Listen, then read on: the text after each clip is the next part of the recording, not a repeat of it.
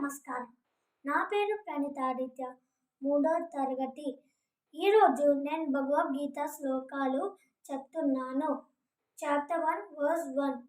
ధృతరాష్ట్ర ఉవాచ ధర్మక్షేత్రే కురుక్షేత్రే సమవేతాయుత్సవా మామకాః పాండవాశ్చైవ किमकुर्वत संजय.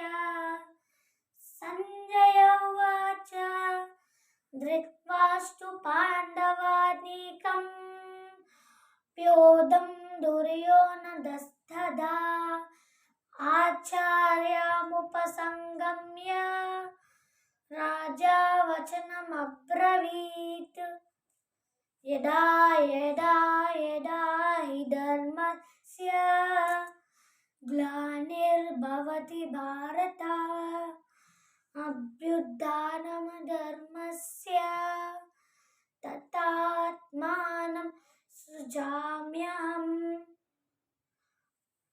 फोर्थ, यद्यदाचरति श्रेष्ठः तत्तदेवेतरो जनः सयप्रमाणं कुरुते लोकस्तदनुवर्तते.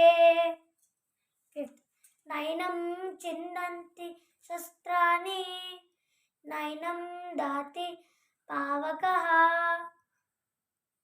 न चैनं क्लेदयन्त्यापो न शोषयति मारुतः.